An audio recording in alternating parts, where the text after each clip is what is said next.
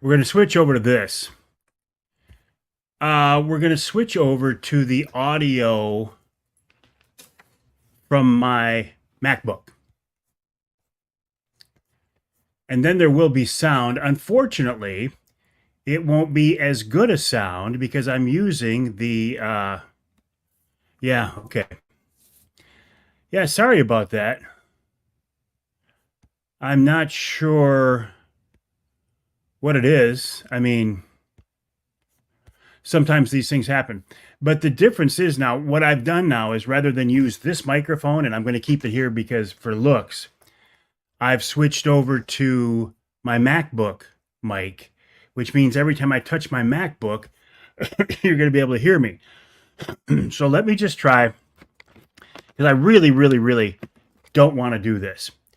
Let me just try one last time to switch it back.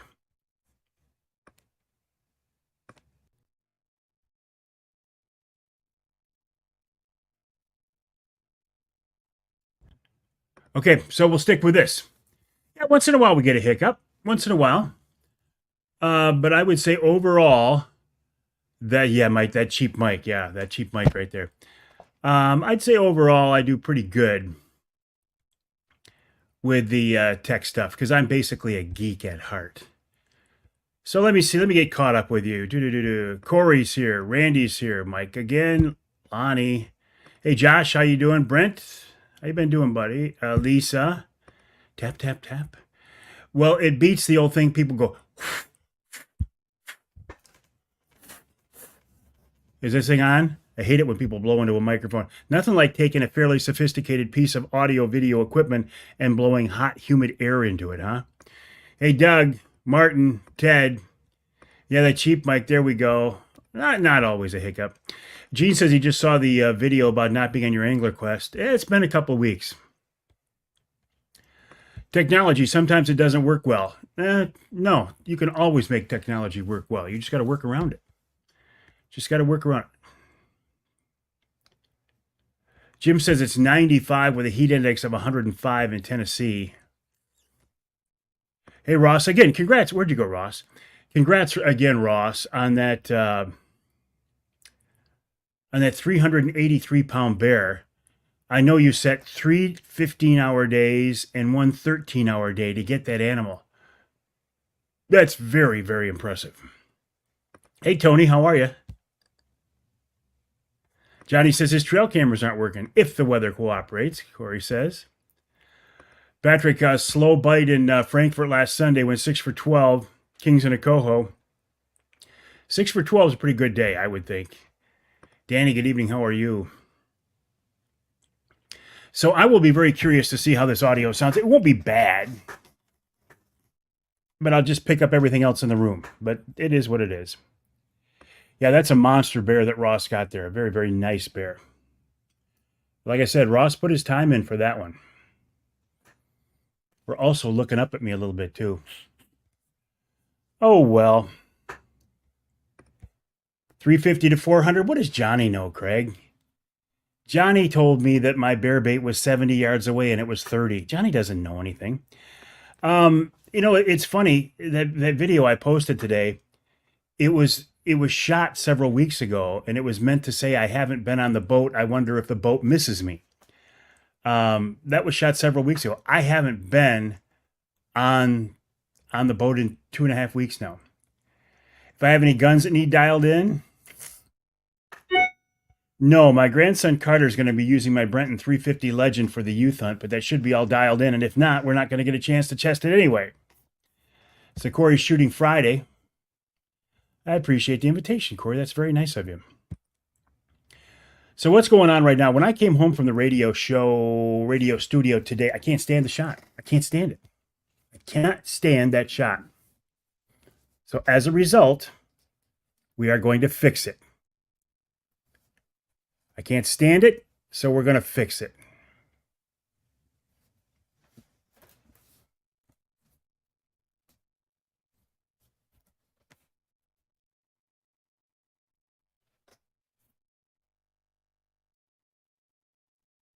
There. No, I like the shot. When I came home from the radio studio today, it was really still kind of chilly and it felt nice out. I just poked my head out right now and it's a muggy evening. I can't stand that. Can't stand that. JT, had a great Sunday with Outdoor Driven, thanks to you. How was it thanks to me, JT? Jerry, appreciate you being along with us. Brian, we were out to the lease property the other day and put in some food plots. 6 of them, in fact, if I remember right. 6 different food plots. I say we. I pretty much watched my son James put the food plots in. Still got the glare. Always going to have the glare there, Doug. You shut the range down September 1st. Good for you. I mean, I don't blame you. But I appreciate that, Corey. So who is on? Well, let me see. Who's on first? I was doing some editing of the show. Got a late start and it threw my mojo off. Mike said they could use some rain in Marlette. Oh, okay. JT, I learned about Outdoor Driven from you, your show, and donated charters in the Bay. Excellent. Good. I'm glad to hear that. I hope so, Brian. Our food plots last year were only marginally successful.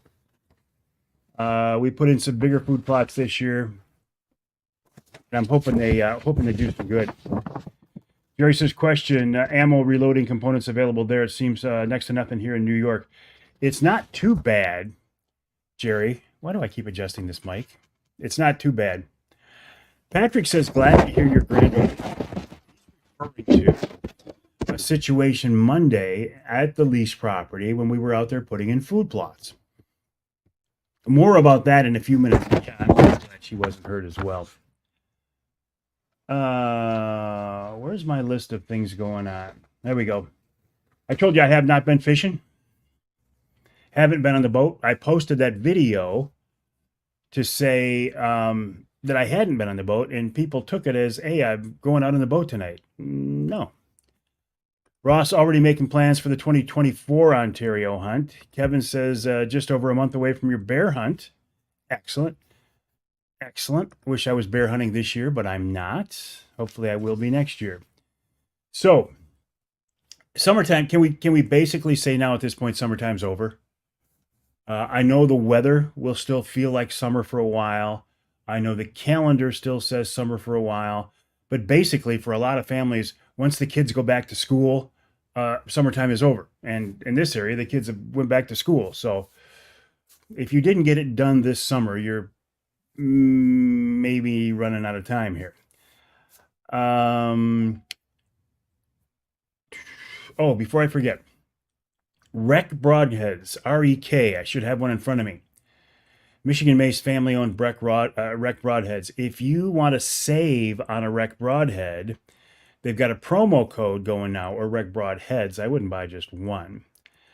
Promo code going, if you go to recbroadheads.com, use the promo code Avery15, you can save 15%.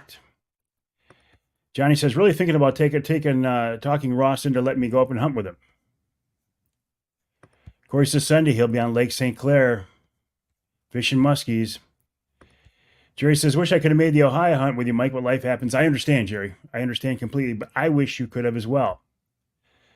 The ditch pickle bite is slowing down. Ditch pickle, a term I have not heard before. What is it? Ditch pickle. Yeah, Johnny's not sitting 15 hours. I know that. Patrick says, congrats on the bear. Congrats must be to Ross. We're taking a 383-pound bear. He sat 3 days for 15 hours and 1 day for 13 hours. I couldn't have done it. I wouldn't have done it. I would not, couldn't do it. I can't sit that long.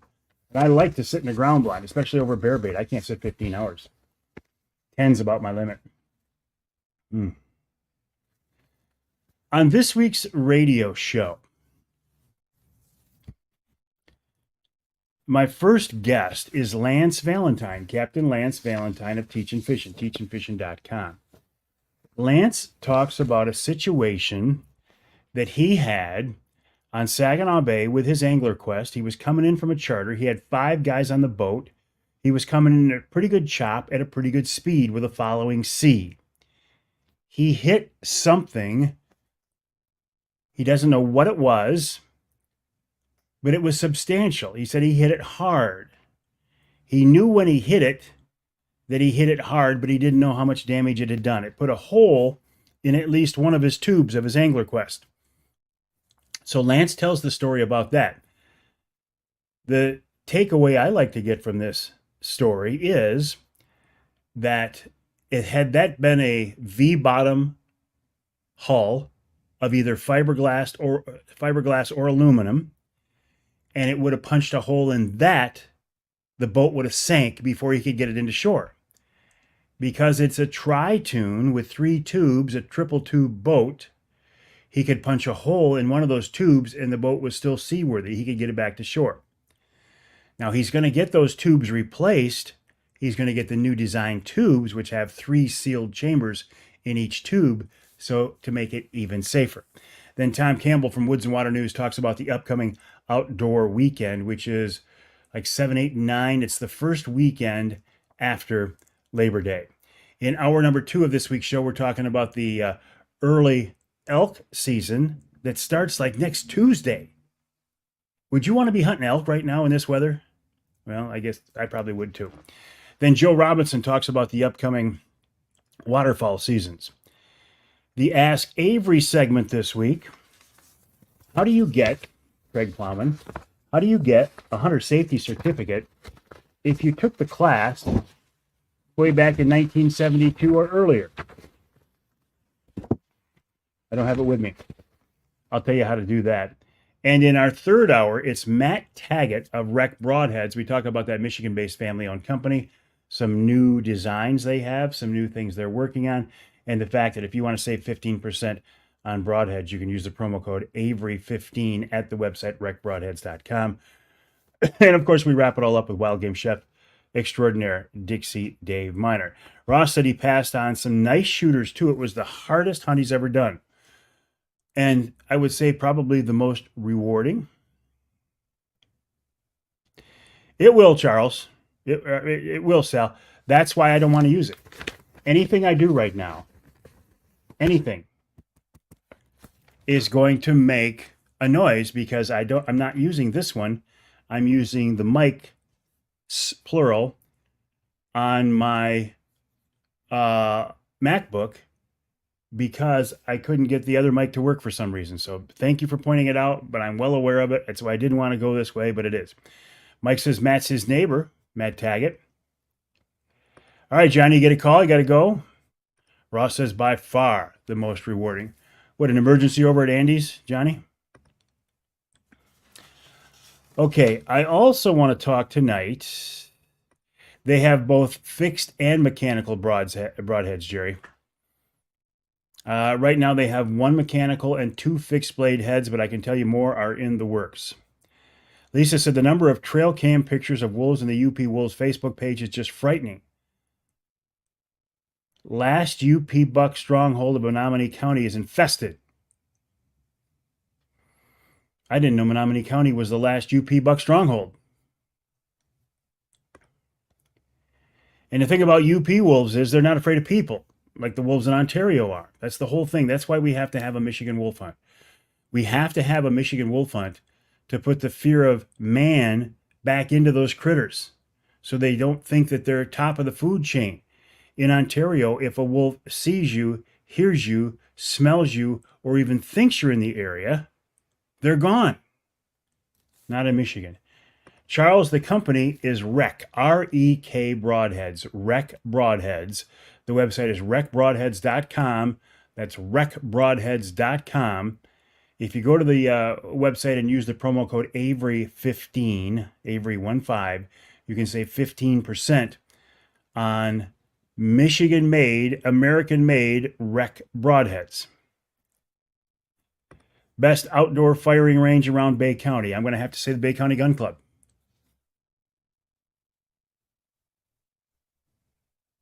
That's what I say, Mike. Greg's going out to the meat cooler to cool off. Yeah, it got hot and muggy. I'm telling you, when I came home at noon from the radio studio, it was kind of cool. And now it got muggy again, didn't it? Man, yeah, that's certainly a good thing about summertime slipping away, is it isn't going to be like this forever or much longer.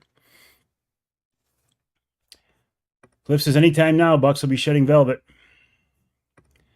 Okay, let me tell you about a situation. And if you were with me this morning, Jerry says he likes the chisel tip.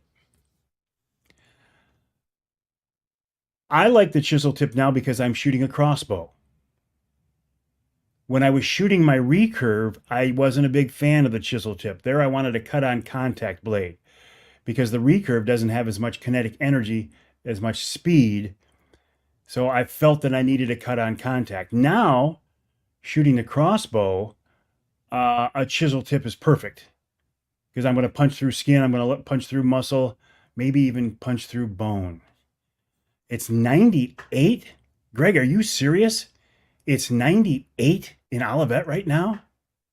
Oh my gosh.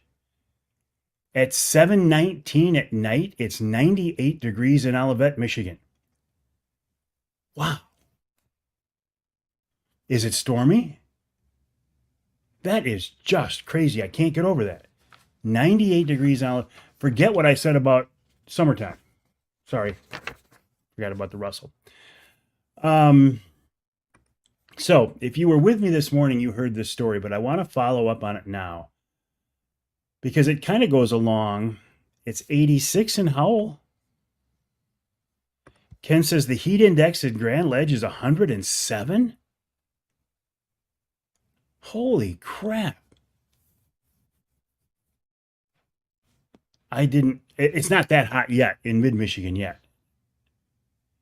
Ace says it's 86 in Howell. And Michelle says it's 68 in Au Gres. What does that tell you about the cold front or the heat front? The warm front. This is crazy. I can't get over this. Jim says it's 108 heat index in South Haven. Eric says 68 in Roscommon. Wow. Randy Claremont says it's 65 at the Odin Fish Hatchery. Hey, Randy, it's a pleasure to have you along with us. Randy is the fisheries chief for he's the chief for the fisheries division of the DNR. I have some pretty heavy hitting people here on, Anyway, Randy, it was a pleasure to fish with you that day. And thanks for joining us on this edition of Wednesday Night Live. If you're just joining us now, this microphone right here isn't working. I still have it in front of me, but for some reason it's not working. So I'm using the mics, plural, on my MacBook Pro laptop. So it's going to be okay. It's going to be acceptable. It's not going to be quite the quality, the broadcast quality that I would like with these. Randy says, same here. That's nice, Randy. I appreciate that. Okay, so we do have a warm front coming through the state. Man, oh man, oh man. Okay, so we were out Monday at the lease property that we have in Southwest Midland County. I have to thank Gene and Pam for letting us get that lease because it's a nice piece of property. They live there and they let us lease it for hunting rights because they don't hunt. So we went out there Monday to put in some food plots. When I say we went out there, it was my son James, my granddaughter Addison, and me. James did most of the work. Addison did some of the work, and I was basically there for moral support. This year, James rented a tractor, like a Kubota, with a tiller, a PTO tiller, like a big rototiller at the back. And we tilled up a couple of spots that were food plots last year, and we opened up a couple of new clearings in the woods that are going to be hopefully food plots this year. So when we moved to the second clearing to till that up, Addison was driving the tractor, and she's pretty good on a tractor. She's real good with that type of stuff. She was driving the tractor, around this clearing that had about three, it had ferns about 3 feet high. Now, James had gone in there last week with Roundup to try to kill them all off and knock them down. For some reason, in this food plot, it didn't work. So it was still pretty thick. James and I are walking around this food plot looking for, logs and sticks and stuff, and we were pulling them up.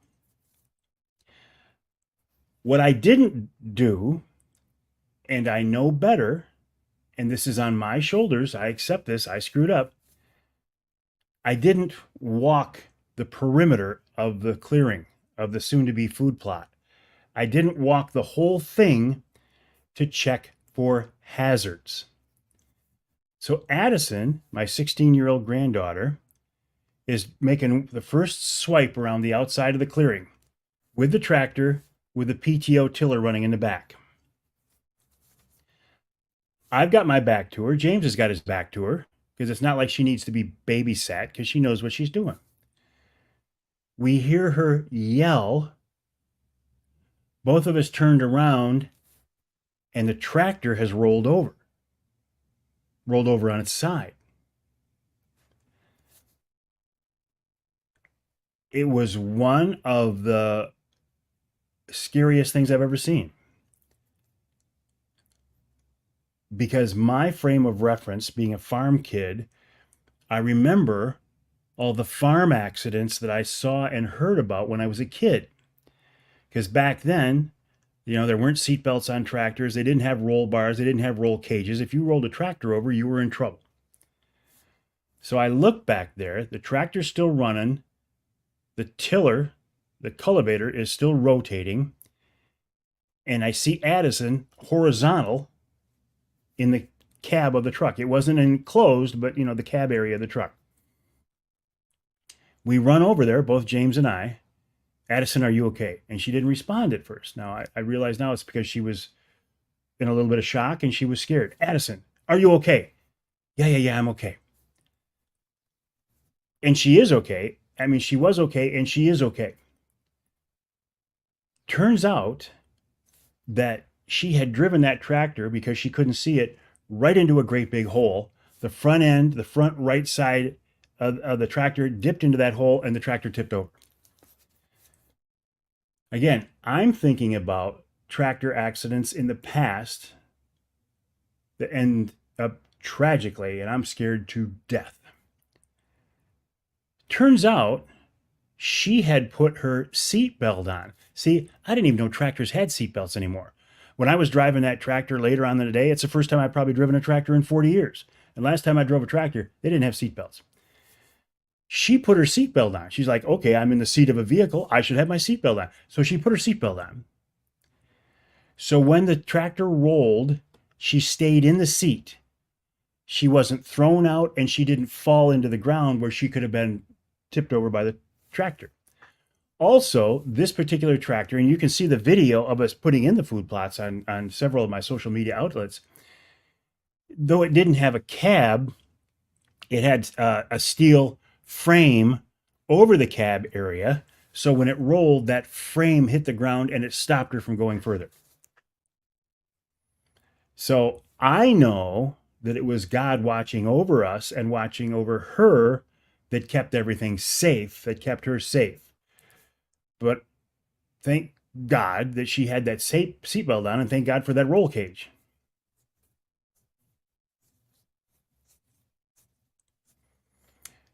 So that was something else. Yeah, amen to that, Ben. So she was okay. She was scared. I was scared. I think she was scared for a couple of reasons. At first, I think she thought, oh no, she did something wrong. Because here, she's driving this tractor that we had rented, this big piece of gear. She rolled it over. So she was scared. I think she thought she did something wrong. And she was scared because she'd just been through an accident where she could have been really hurt bad. So, we put our arms around her and, told her everything was okay and don't worry about it. And then we had to get the tractor back up on its wheels.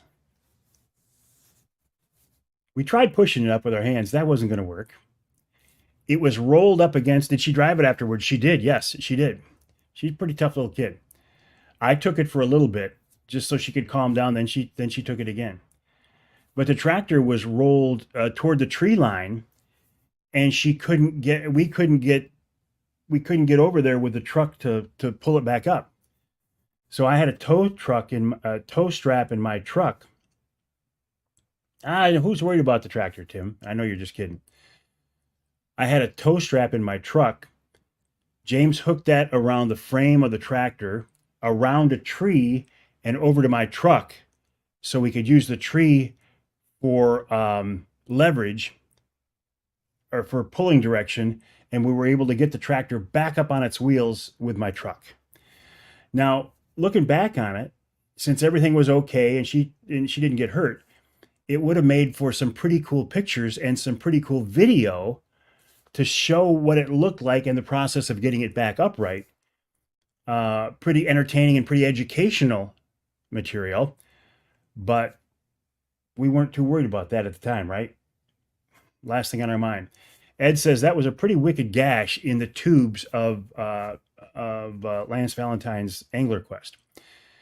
I just found it very interesting that two incidences like that would happen back to back in my sphere of knowledge. And so that's why I had to talk about them this week on the radio show. Number one, Lance Valentine, an experienced charter captain, hitting something he still doesn't know what it was, in like 19 feet of water, a mile and a half off Linwood, in an area he's driven through 1,000 times and never hit anything. And then a few days later, a near potentially terrible situation with my granddaughter Addison rolling a tractor while we were working on food plots. So I spend the first part of this week's show talking a little bit about how we can't let our guard down when we're outdoors, when we're pursuing our outdoor passions. It's very easy when you get on the water or in the woods or whatever, because you can finally take a breath. You're away from work. You're away from the things that give you stress. You're in an environment that is supposed to be relaxing and rewarding, and it is. But you can't use that as an excuse to let your guard down. Now, there's nothing Lance could have done differently. I talked with him extensively about that. He doesn't think there's anything he could have done differently. But with Addison's situation, all we had to do was walk around the perimeter of that clearing and see that hole and avoid the situation. And I know better than that. So I will put that on my shoulders. I'll take that one. It is, Mike. I appreciate that. Always, Kevin. Things do happen quick with farm equipment. I am, Tony. I am. And I said on the radio show, and I said to Addison that day in person, and I'll say here right now, God was watching over us. God's hand of protection was on us that day, because that when I heard her scream and I turned around and that thing had rolled over and I couldn't see her right away from the angle I was at, it was terrifying. Tim says the minute you relax, that's when things start to happen. You got to relax, though. I mean, I'm not saying that we should, I don't want you to be safety Susan or safety Sam, and I'm not trying to come across that way. But, it's like hunting out of a tree stand. It's a very relaxing and productive way to hunt. But if you're going to go up a tree stand, you better have a full body harness on, and you better be connected from the time you leave the ground till you get up in the stand and back down. Anybody who hunts at a tree stand without a full body harness is crazy. Eli says, I knocked boiling water off the grill at camp on my leg 3 years ago. No burn cream and first aid kit then. Ouch. I don't know what a ditch pickle is. Somebody please tell me what a ditch pickle is. Thank you, Lisa. It was very scary for her dad and for her granddad. It really was. It was. Jerry, I worry every day my two grandkids work and live on a farm. They both drive tractors. One is 13, the other's 11. I think growing up on a farm is the best experience a kid can have, because it teaches you how to work around equipment. It teaches you how to use equipment, and it teaches you how to work, doesn't it? Dinner Table has more stories to tell now. It does. What did you put in there? We actually did not put any killer food plot stuff in there, and I was a little disappointed. But James was scrambling to get some things done, so put oats in there. He put rye in there. I don't think there's any clover going in. Well, but was I mean, Dave says a learning experience. I see it as a learning experience for others because Addison didn't do anything wrong. She did everything right. So she couldn't have learned from it. I already knew better than to let that happen. I just let my guard down. I do see it as a learning experience for others. And that's why Ditch Pickle is a bass. That's why I featured those two on the radio show this week. Ditch Pickle is a bass. Jerry says if they're working on the farm, they're not on their electronics. I bet you they might look at their phone once in a while. Working on a farm does build work ethic. Google, what is a ditch pickle? Ditch pickle, largemouth bass. I've never heard that before. I did not know that.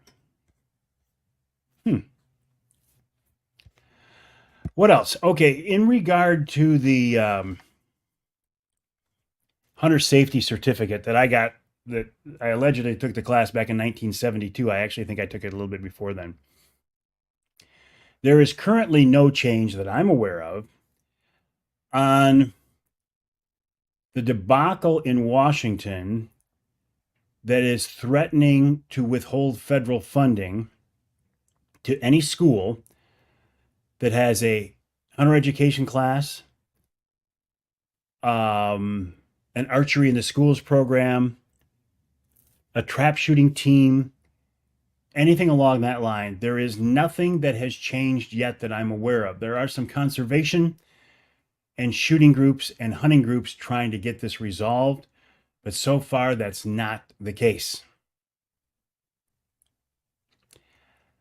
I think it's just one more example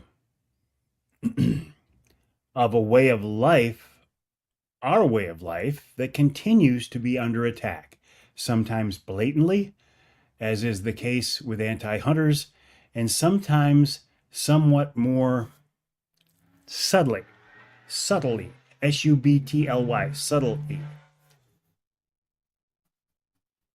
Motorcycle. Dave says baling hay doesn't hurt the figure either. Sure hurts the back though, doesn't it? Scott said it's never too late to call Rich Krazan for some KFP clover to add to that. Probably not a bad idea at all, Scott. Well, and this is interesting too, Jeff, that that's why some activities are better done with others. I was thinking, James told me, he said, I know you're busy. I know you got work to do. You don't have to come out there that day if you don't want to. You know, Addison and I can handle it. And I said, no, I want to come out there. And I did want to come out there, even though I knew I would only be some limited amount of help. There was a reason I was there that day. For one thing, James could have never, I don't think, gotten that tractor back up on its wheels without some help. Now, Addison is a very capable young lady, but I think it took two people to do that. Hey, Steve, how are you? Congrats on the new boat that you don't have yet, but congrats on it. I was thinking about that. What a beautiful rig that is. Tim says, I think the government wants people to be uneducated about guns so they can take them away. There is, and I've been saying this lately, Captain Jim says, I put in oats, rye, and I don't know what that word is, radish into my food plots. D-I-C-O-N. If it was D-I-J-O-N, it would be Dijon. Jerry says, at least in New York, they took the Pledge of Allegiance out of schools. Now they're trying to take hunting and outdoor education out of the schools. Tony, I'm doing good. How are you? Eric says he agrees with Tim.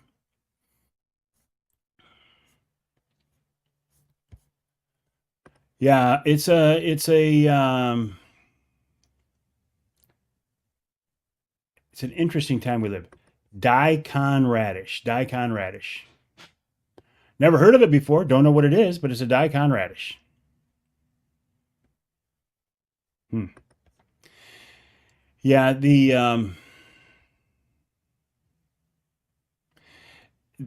are I don't want to get into this tonight. Just talking about the direction of things and how our way of life is under attack, but it goes much much bigger than that. It's much broader than that.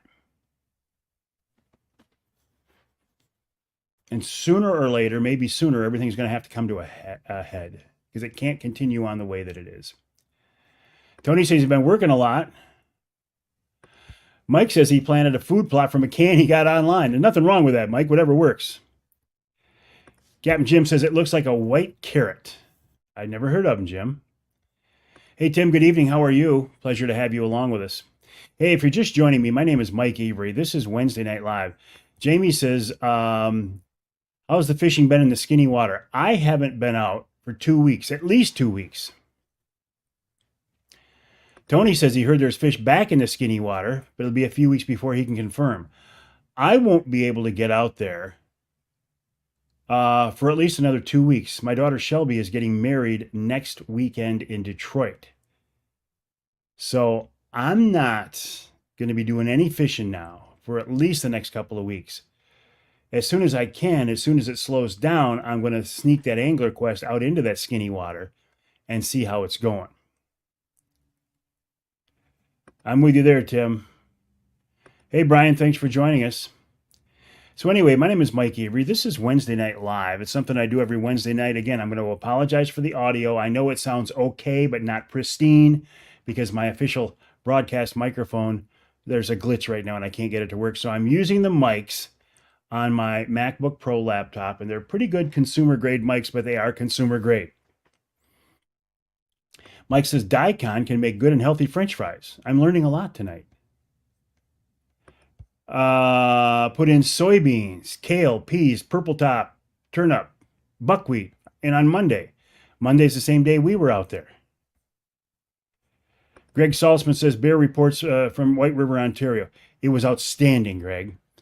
Ron St. Louis of Northern Wilderness Bear Outfitters had an outstanding season. Big bears. My buddy Ross Elliott went up there and this year hunted on his own. He had 10 hunters with him. 9 of them got bears. The guy who didn't get a bear wounded 2 of them. So he had opportunities. Several big bears, and Ross shot one 383 pounds. Now he had to put some time in the stand to do that. He had to hunt 3 15-hour days and 1 13-hour day to make it happen, but he did. Now I'm almost over and I reduced my headroom just because it's bothering me again. Charles, going to shoot this recurve before it gets too dark. Eyes are getting old. All right, Charles, I appreciate that. And God bless you for shooting the recurve. That's a tremendous accomplishment or tremendous commitment. It's one that I gave up a couple of years ago because I wasn't willing to put the time into it that is necessary to be proficient with traditional archery. Now I went to a crossbow and I'm happy as can be with it. By the way, speaking of crossbows, if you are in archery in general, if you want to save 15% on Rek broadheads, REK, Michigan-based, family-owned. They're made in Frankenmuth. Go to the website. That's right. Ross even shared the bear with one blind. I forgot to blind with one bear. I forgot to get the story on that one. Go to the website rekbroadheads.com, rekbroadheads.com. At checkout, use the promo code Avery15. That's Avery15, and you can save 15% on some Rek broadheads. I've been using Rek broadheads for the last couple of years. They're good, great broadheads. I have 2 favorite broadheads, I'll tell you right now, and they're both family-owned, Michigan-based. G5, owned by the Grace Company in Memphis, Michigan, and Rek, owned by the Taggett family in Frankenmuth, Michigan. Cliff, will I be out at the Woods and Water show in September? Probably not, Cliff, because if I'm not sure I'm going anywhere after the weekend after the wedding for a couple of weeks. I might just go out on the angler quest and not see anybody. John says he just ordered some wreck broadheads, used your code, saved him $7. Want to know the legalities of a blowgun and fishing blowgun? Seems like a bow fishing, but okay. Can't tell you. Jim has a hard time finding 150 grain broadheads. Eric says he's used G5 for 10 years. Oh my goodness. Patrick has permission to hunt in Hillsdale County, 150 acres.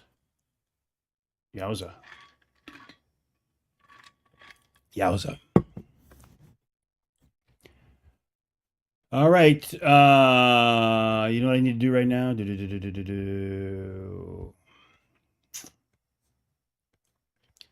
we go.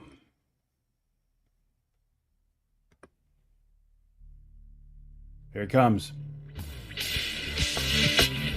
There we go. That music means it's time to end. Oh, I shouldn't do that. Not when I'm using those mics. I'll turn the music off. I apologize.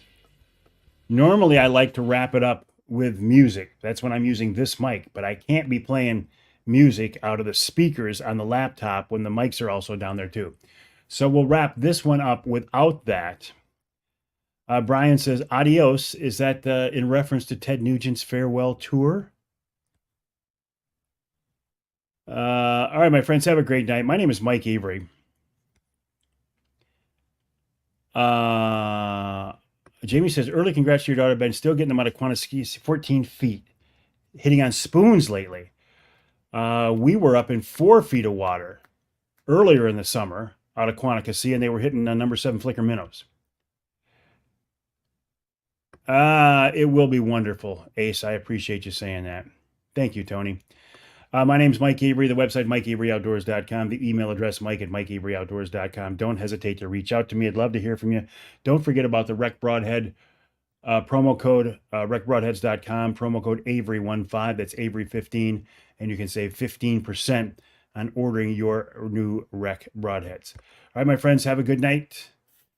And we'll talk to you next time right here on Wednesday.